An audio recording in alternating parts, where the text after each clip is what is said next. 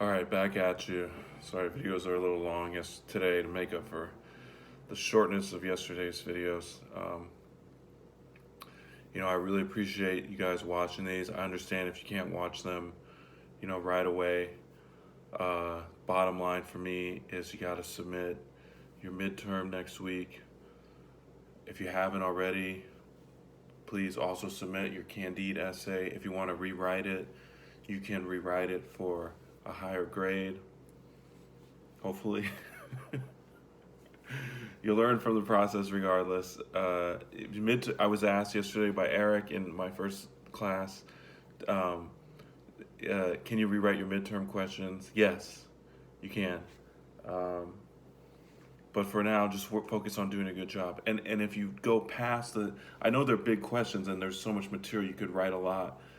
Uh, you can go past the 1,000 word minimum. I also want to reiterate that I'll put it in the message. You can call me during office hours. So on a Tuesday, that's at 5 p.m. Call me. I'm here. I'm not going anywhere. Don't go outside. Try not to for as long as possible, unless it's necessary. Uh, I've been disconcerted when I do go for walks by how many people are outside. Okay, so I'm not going out every day. I'm trying to be a good citizen, stay inside. Uh, but look, you can text me whenever you want. I'll put my phone number in the message today, uh, and of course you can email me. And I've been trying to be better than average, better than normal for me about responding to your emails in a timely way. Okay, I'm here for you. I know things are difficult. It's already hard to be a college student. It's already hard to be a young person in a world like ours, okay? And now it's gotten much harder. So I'm here. I'm trying to be understanding, compassionate. Bottom line is you got to submit your Candide essay, your midterm questions, and your final exam questions to me by May 20th, okay? By May 20th, and we'll be good. And if you don't like your grade, you can take the class for credit or non-credit, and it won't harm your GPA, but you'll still get the credits, okay? But if you listen to these lectures, listen to them a few times, if you are uh, diligently reading, diligently trying to do the writing, don't do the writing all at the last minute, you will get a good grade in this class because you will have learned, and you will have ultimately learned to love reading and writing a little more. That's really what I want from this. Even bottom line, you guys, do your work and try to enjoy it. That's all I ask. Okay, so Act 3 now, and just a review of some of the overall concepts of the class. We began with Candide and Voltaire and what we would call the neoclassical period, exemplified by the Enlightenment and Voltaire. This was the 18th century. Okay, we moved on to Romanticism. Romanticism reacts against but continues the developments of the neoclassical period. It's all part of the Enlightenment. Okay? Romantics are definitely thinking for themselves. They are doubting things. That's how you begin to think for yourself. You doubt, you wonder, you don't accept and obey. At least not all the time. So the Romantic period, and we looked at the poems, and you could say that although she's part of this period historically, Jane Austen conforms more to the classical aesthetics of balance and seeking a happy medium and all this sort of stuff. Enlightenment and Wordsworth, classic, Byron. I'm not even citing everyone. And the sort of critique and continue the classical norms. And ideals of the Enlightenment. And again, the idea here is that you have a thesis,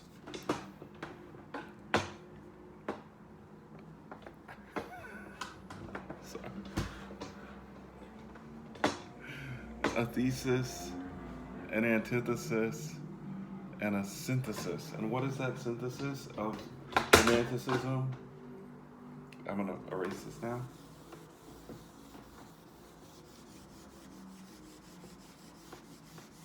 This eraser sucks.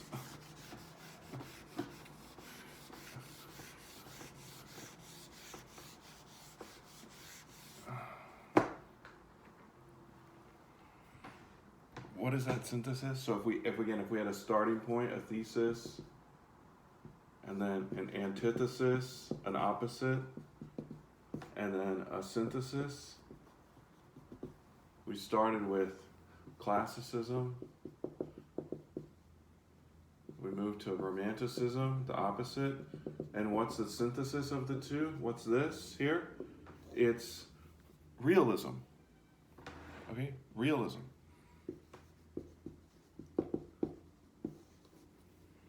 In the sense that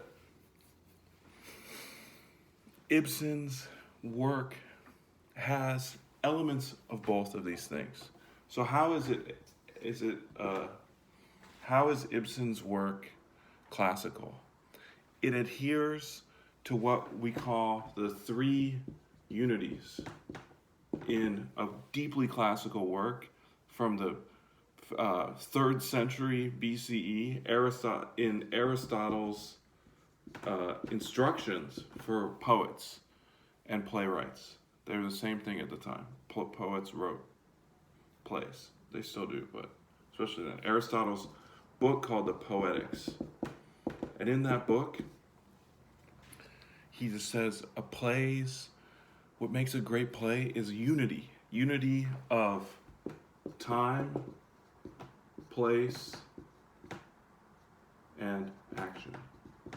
And you see this in A Doll's House. It's very unified. One setting that unified, one place, one time. Although there's years of buildup, and this is a problem with the movie you're watching, that they add this whole backstory.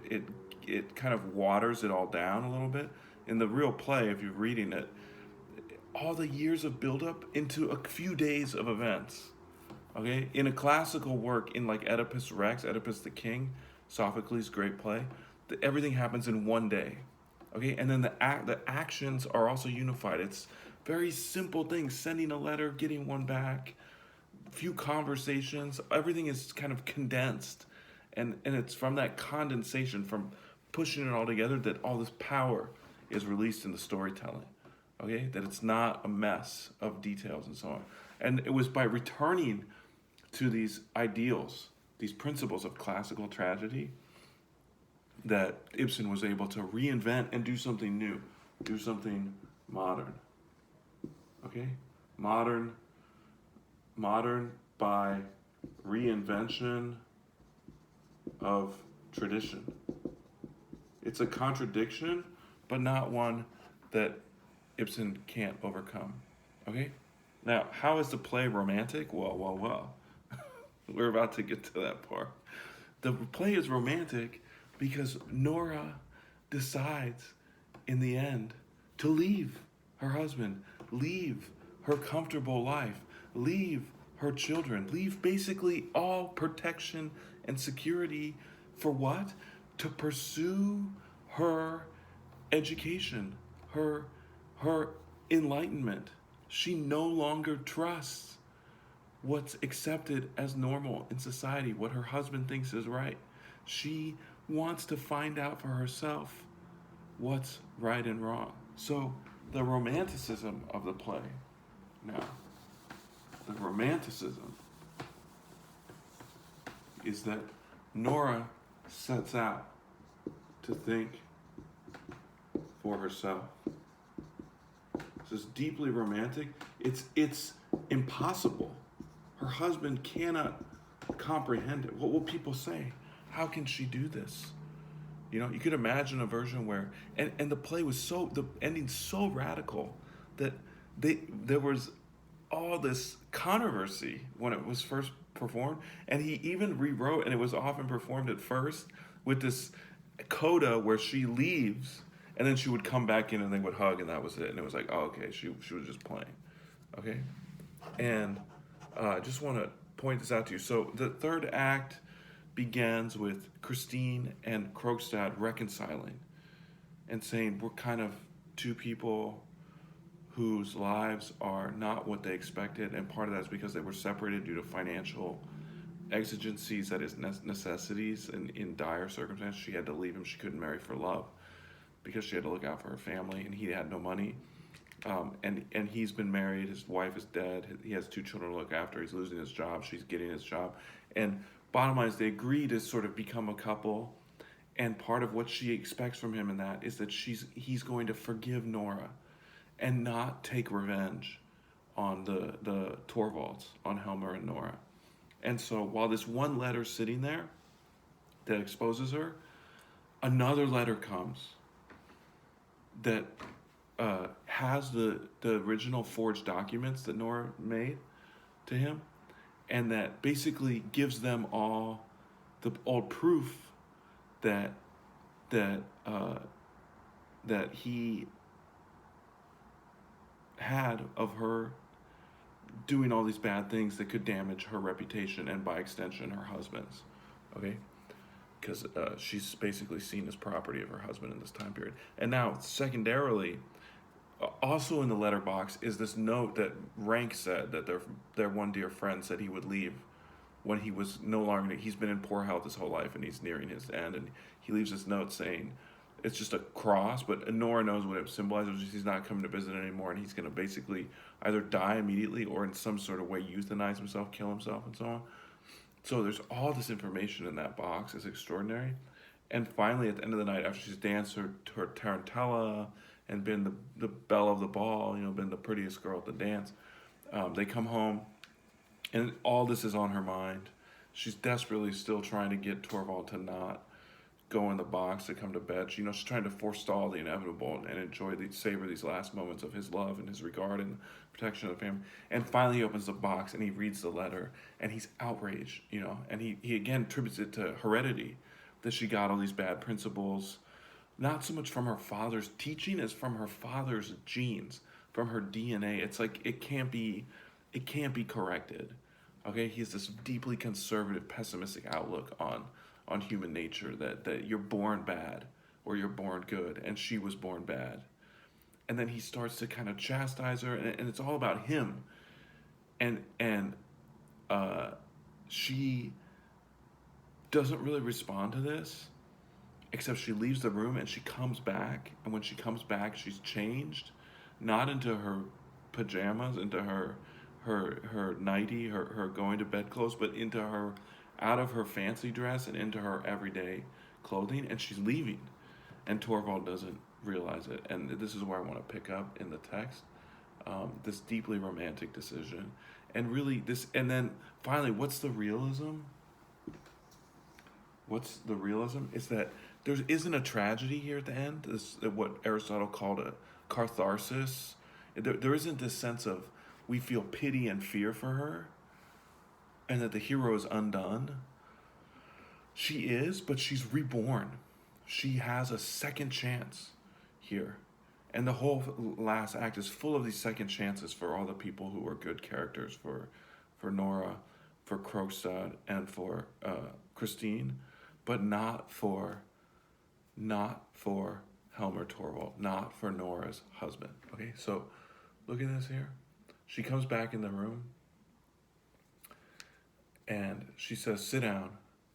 It will take some time. I have much to talk over with you. You alarm me, Nora. I don't understand you." I'm on page 41. No, that's just it. You don't understand me, and I have never understood you till tonight. No, don't interrupt. This is Nora now. Only listen to what I have to say. We must come to a final settlement, Torvald. Helmer. That's his first name. What do you mean? Does not one thing strike you as we sit here? What should strike me? We've been married 8 years. Does it not strike you that this is the first time we two, you and I, man and wife, have talked seriously together. Seriously? What do you call seriously? During the whole 8 years and more, ever since the day we first met, we've never exchanged one serious word about serious things. Helmer, was I always to trouble you with the cares you could not help to bear? I'm not talking of cares. I say we've never yet set ourselves seriously to get to the bottom of anything. Why, my dearest Nora, what do you, uh, what have you to do with serious things? There we have it. You have never understood me. I have had a great injustice done me, Torvald, first by father and then by you. What? By your father and me, by us, who have loved you more than all the world? Shaking head, you never loved me. You only thought it amusing to be in love with me. Why, Nora, what a thing to say. Yes, it is, Torvald. While I was at home with father, he used to tell me all his opinions, and I held the same opinions. If I had others, I said nothing about them, because he wouldn't have liked it. He used to call me his doll child, and play with me as I played with my dolls. Then I came to live in your house. What an expression you use about our marriage, to come and just live in your house. And do you see the connection she's going to make? And she's going to bring up the name of the play here, the homonym. Oh, sorry, not the homonym. I'm forgetting the word, but there's a word for when. the name of the play is the titular, the title. She's going to bring up the title of the play here. I passed my father's hands into yours. You arranged everything according to your taste, and I got the same taste as you, or I pretended to. I don't know which. Both ways, perhaps. Sometimes one and sometimes the other. When I look back at it now, I seem to have been living here like a beggar, from hand to mouth. I live by performing tricks for you, Torvald. But you would have it so. You and father have done me a great wrong. It is your fault my life has come to nothing. Why, Nora, how unreasonable and ungrateful you are. Have you not been happy here? No, never. I thought I was, but I never was.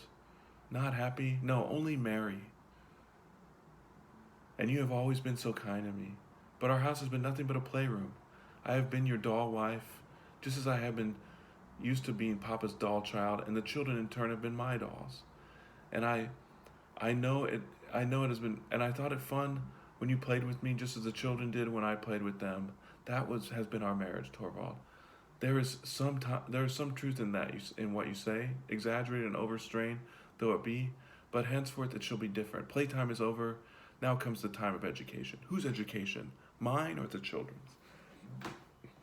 Both, my dear Nora. Oh, Torvald, you're not the man to teach me to be a fit wife for you. And you can say that, and how have I prepared myself to educate the children? Nora, did you not say yourself a few minutes ago that you dared not trust me? In the excitement of the moment, why should that be dwelt on? Oh, you were perfectly right. She's using his words against him. See how clever she is? She's a grown person. He's not.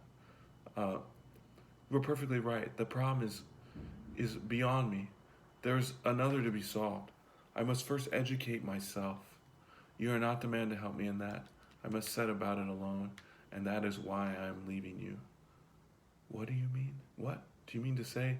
I must stand quite alone if I'm ever to know myself and know my surroundings. And that's another, again, ancient name for this process of thinking for yourself, thinking for yourself. Know yourself. What do you think? What do you believe? You have to find that space for that. Know yourself. Know yourself. You can't always agree with others. You have to, for example, as children, we have to break away from our parents' opinions. Even if we can't fully and forever, we do at some level have to break from them. Okay? Nora, I am going at once. I dare say Christina will take me in for the night. You are mad. I shall not allow it. I forbid it. It is no use forbidding me anything now. I should take with me what belongs to me. From you I will accept nothing, either now or afterwards. What madness this is. Tomorrow I shall go. I mean to, to what was my home. I should go home. To what was my home. It will be easy for me to find some opening there. Be easier for me to find some opening there. And in your blind inexperience, I must try to gain experience, Torvald. To forsake your home, your husband, your children, and you don't consider what the world would say? I pay no need to that. I only know that I must do it. And that's the kind of realism here within the romanticism, is the necessity, okay? The realism is doing what's necessary. It strikes him as impossible, but to her it's not can, it's must. She must do this, okay? This is monstrous. Can you forsake your holiest duties? And what do you consider my holiest duties? Very powerful moment in the play. Your duty. I need to tell you that? Your duties to your husband and yourself. I have other duties equally sacred. Impossible. What duties do you mean? My duties towards myself. So awesome. Before all else, you are a wife and mother. I no longer believe that. That I no longer believe. I believe that before all else, I am a human being. Imagine that. Again, the feminism here. Women are human beings, just like men. It's still a radical idea for many men and women to accept. Okay? Just as much as you are, or at least that I should try to become one. I know that most people agree with you, Torvald, and that they say so in books, but henceforth I can't be satisfied with most people saying what is in books. I must think for myself. I must think things out for myself, almost directly saying the theme of our class. I must think things out for myself and try to get clear about them. Are you not clear about your place in your own home? Have you not been infallible guide in these questions? Have you not religion? Oh, I don't know what religion is. Shocking to hear. Even now, many of you are probably religious, and she's saying, that's what I was told by my parents, by you, but I have the right in a free society, in a modern world, to doubt what I was told. Okay? And here she begins. I know nothing but what Pastor Hansen told me when I was confirmed. He explained that religion was this and that. When I get away from all this and stand alone, I will look into that matter too. I will see whether he taught me right from wrong, or at any rate, whether it was right for me. And it goes on from there, and she mentions, I won't bore you and read all the way to the end because this video is getting too long, but she mentioned something that was a miracle that might have occurred but that didn't, that she was hoping for all along. And that miracle she was hoping for that didn't occur was that when he was found out what she had done, that he would say, it doesn't matter what Crookshank tries to do, I'll take the blame for you. That he could be sacrificing. And there's this great exchange where he says, no man will sacrifice his honor, his good name for a woman. And she says, countless women throughout all human history have done so for men. And you see, therefore, who has the lion's share of honor in human history? Women. Anyways, profound play, so controversial, and it's time that she leaves. You probably might disagree with her because she's leaving her children behind. And that's a fair point to make, but also, she sees it as she's not even capable yet of being the kind of person who can responsibly educate young people who are her charge, okay? So she has to learn things for herself. So this is a wonderful play. I hope you get a chance to watch it on canopy.com. The links are all under course documents. Same thing goes for the play itself. You can read the text of it. That's where I'm reading it from right now.